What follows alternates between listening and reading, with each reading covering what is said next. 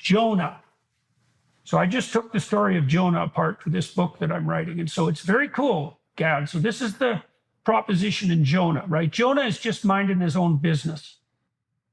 And God makes himself manifest to Jonah in the form of a call from conscience. That's the simplest way to think about it. And he tells Jonah, there's this city up near you called Nineveh, which is full of foreigners that hate you and that are your enemy, but they're deviating from the desirable path. And I'm thinking about wiping them out.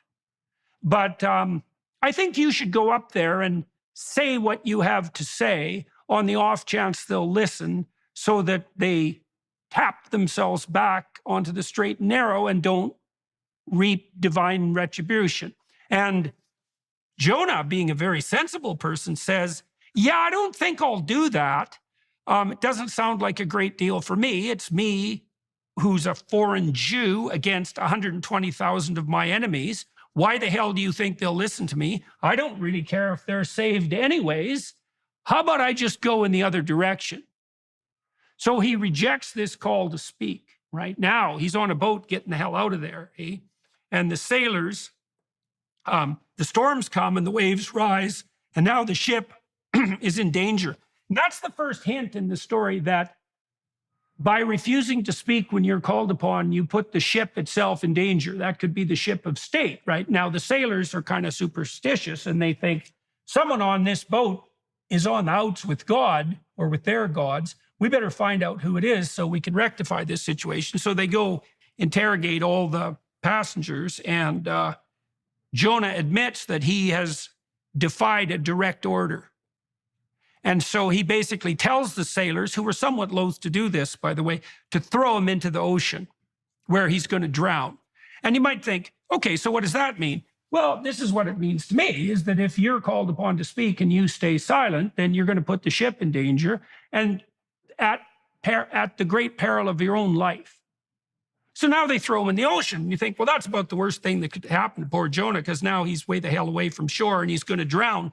That isn't the worst thing that happens, because the next thing that happens is that some horrible demon from the abyss itself rises up from the bottom of reality and takes him in its jaws and pulls him down to hell. And I say hell because that's how Jonah describes it. And it's also a type of the harrowing of hell that is laid out in the gospel stories much, much later.